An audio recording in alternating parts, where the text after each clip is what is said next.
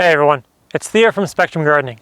So just the other weekend we did a market at the community gardens in Hope, and after spending a couple hours here, I was kind of blown away of how nice of a kind of community garden it was and how much kind of infrastructure they have for their members.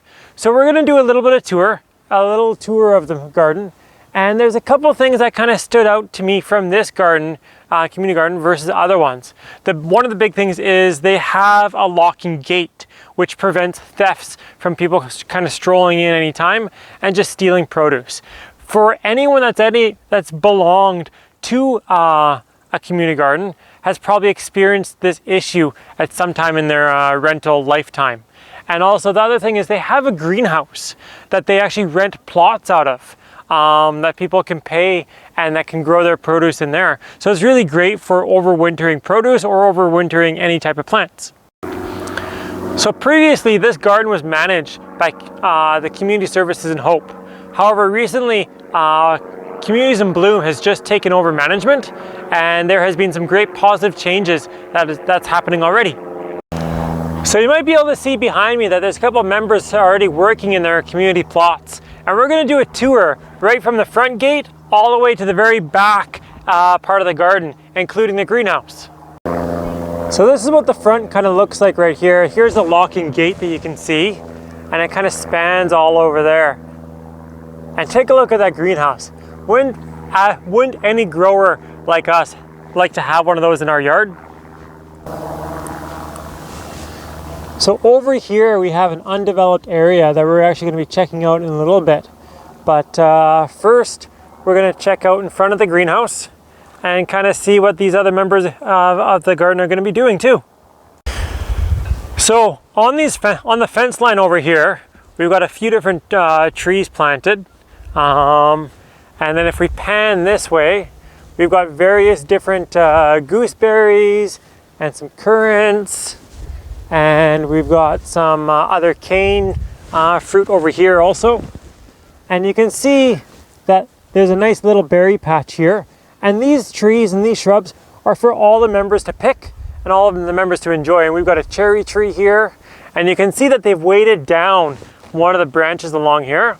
And that's to kind of help the fruit development. If you have any vertical branches, you're not going to be getting a lot of flowering or fruit on them. You'll be getting mostly leaves. So to promote growth with any type of fruiting tree, whether it be raspberries, you can see they've tied over their cane roots over there, or any fruit trees or even blueberries.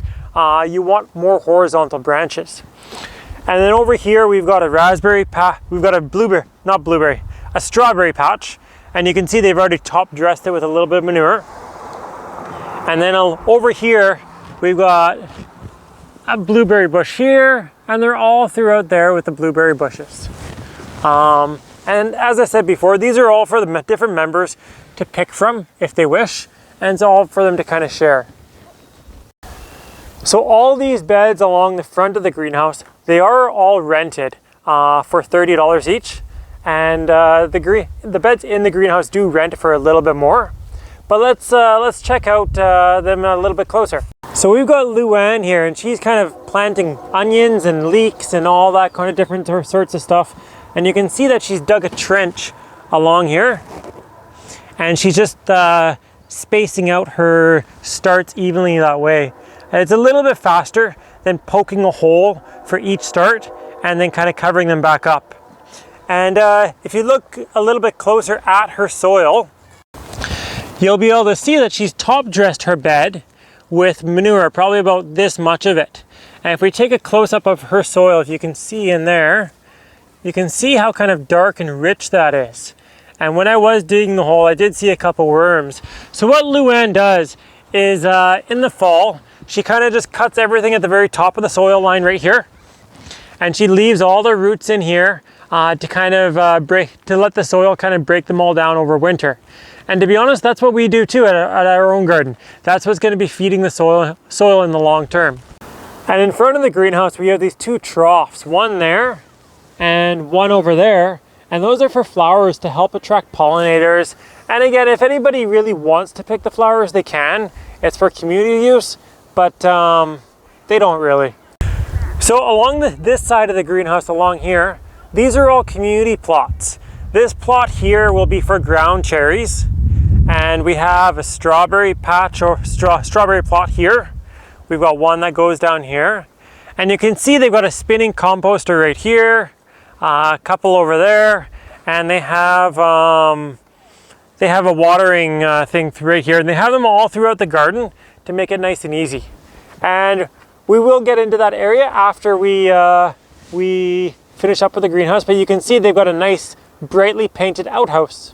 So this is another member who's working on her plot, and what she was doing is just kind of removing some of the straw that was put on her garlic earlier. She realized there was a little bit too much, and she was just worried that it might smother it a little bit.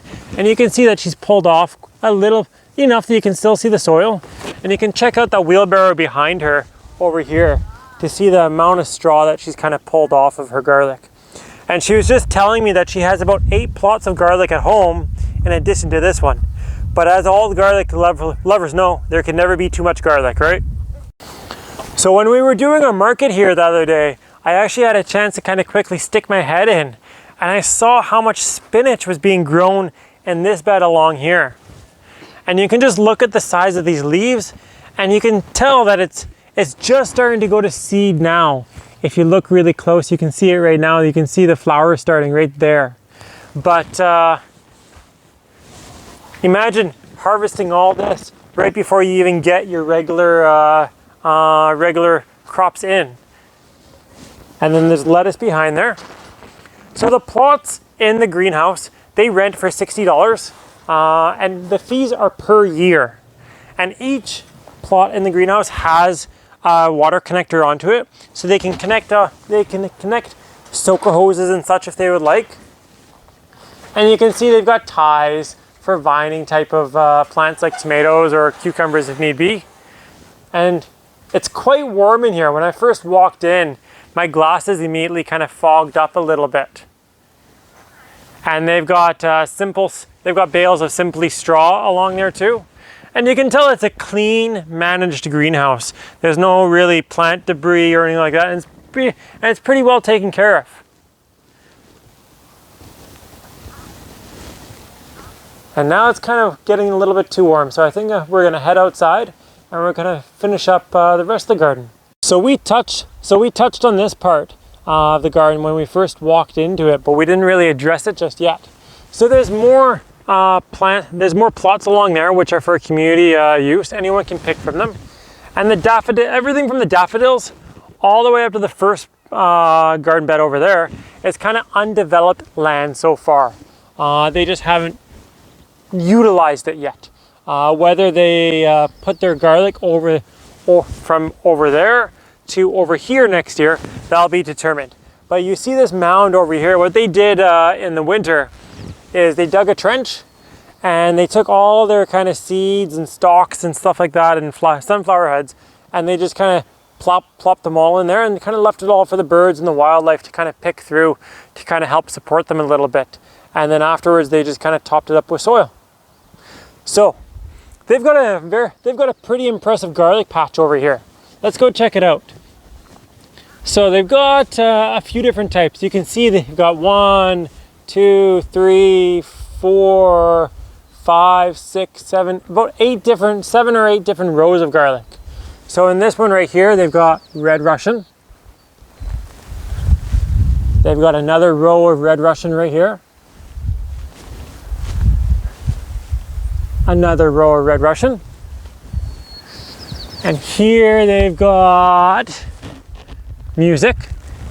And the Music goes all the way back here until we get to, I'm not going to try and pronounce that, but you can kind of see the name of it. And then that garlic goes all the way to this stem.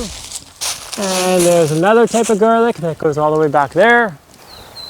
So this row is another row of Music. Same with this one. And I believe we had a row of this one earlier also, and that one goes back there. And then we have also elephant garlic here. And we have Yugoslavian garlic all the way back here too. So they will be doing a fundraiser of a garlic sale in the fall that they'll be selling off the garlic and people can purchase them. And not only will they be selling off the dried and cured garlic, but they'll also be selling off the scapes as a fundraiser as well. So we've kind of covered their garlic so far, but if you're interested in how to fertilize garlic, we will be doing a video that we'll actually be shooting right here of how to fertilize garlic.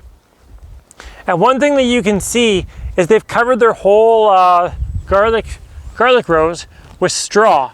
And there's a few benefits of that, but we're going to be addressing that in our fertilizing of garlic video. So don't forget to subscribe, and so you don't miss that one.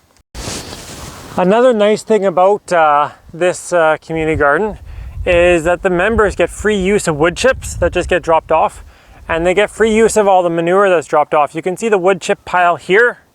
You can see there's one manure pile here. There's some darker, more aged stuff over there. And there's another pile over there. And the nice thing is that these trucks can back straight in from where that car is, and they can just dump off their loads right along here. So it's super easy for the members and super easy for the trucks. It's kind of a win-win situation for everyone. So these plots along here, they're all 4x8 and they're all rented out as well. This garden actually has a waiting list for people wanting to get in. And we've got a couple tables over here that the members will meet at and have lunch per se and kind of visit. And then we have wheelbarrows and all the yard tools and everything like that are free for everyone to use. They just kind of have to put them back into place. And they have that colorful outhouse that we pointed out earlier. When I was younger, I could always remember spending time at the community garden with my mom. And one of my earliest memories is walking back from the community garden to our house. So they actually built this community garden with kids in mind. They have a sand pit for kids to play in, and they actually keep it covered because, as we know, how popular sand pits are with neighborhood cats. And they have little mini wheelbarrows for kids to use, and they've got smaller tools for the kids to use here. And they even have a little mud kitchen that the kids can play with. So they've really put some thought into it. They've really put some thought into how to make it accessible for parents to come and garden while their kids keep entertained.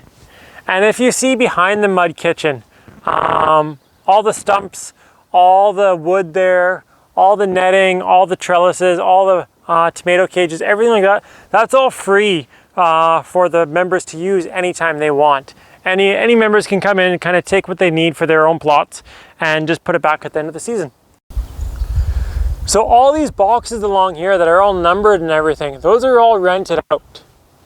And you can see that quite a few people are growing garlic in their beds. Few have overwintered some kale, and few of the beds haven't even been started on. But it's, as we all know how popular garlic is with gardeners, you can see quite a few beds are growing it.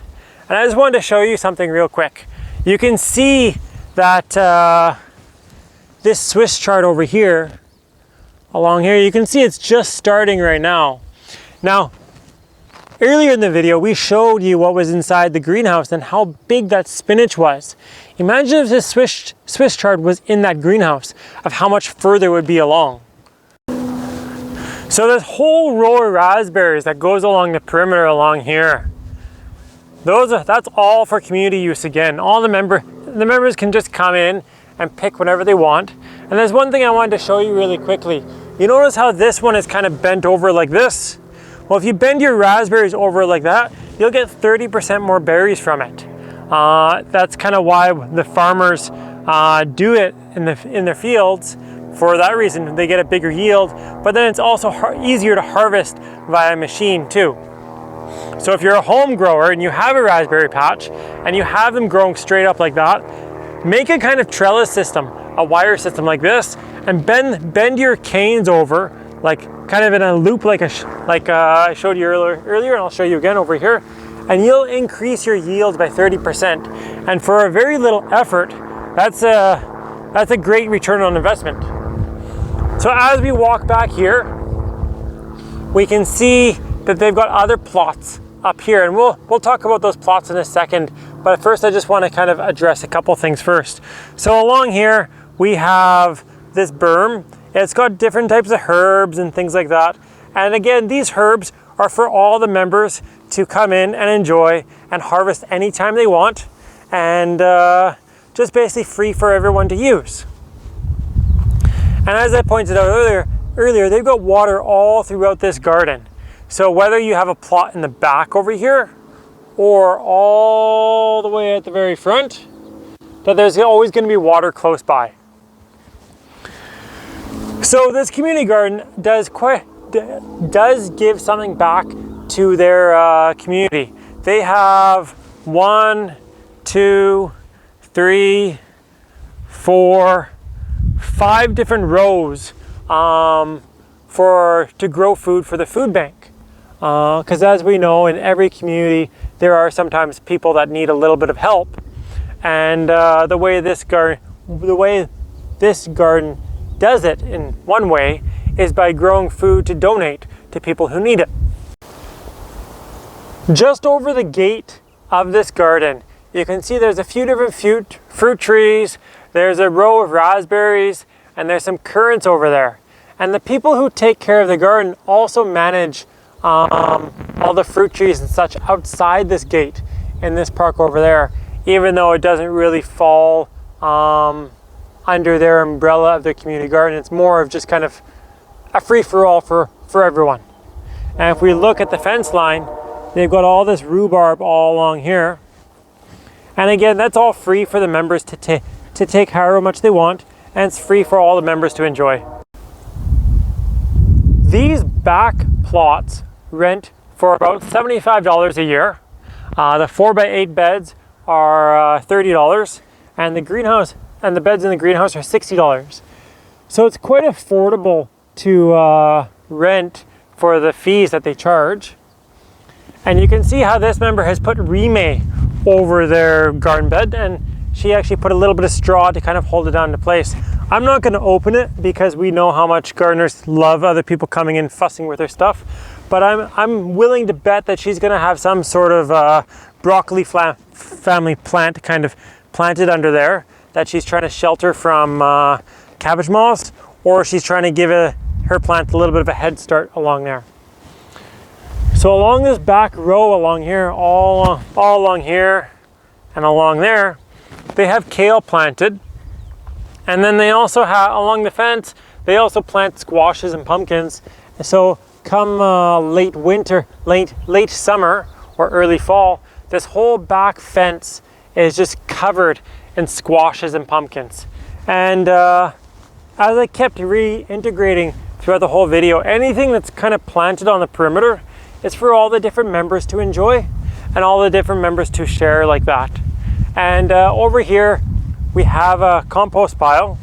However, they're just changing things right now, that they're asking all the members to weed not only their bed, but the immediate area surrounding their bed, and take their weeds home with them and put them in their own compost bin, because they just kind of had problems kind of dealing with them before.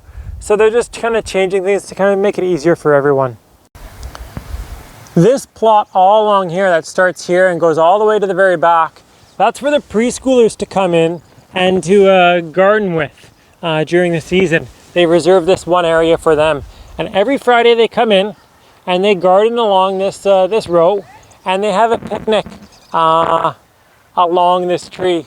And you know what? I think every school should be doing this and actually teaching kids where their food actually comes from and what it's like to actually grow their food. I hope you enjoyed this tour of Hope Community Garden. If you would like your community garden or your garden at home or your hobby farm featured in one of our videos, make sure to drop us a line. I would be more than happy to make an arrangement with you. Your support and feedback means everything to us. If you have any questions or comments about anything that we featured in this video, make sure to drop them in the section down below and we will address them. And don't forget to give us a thumbs up and to subscribe to our channel.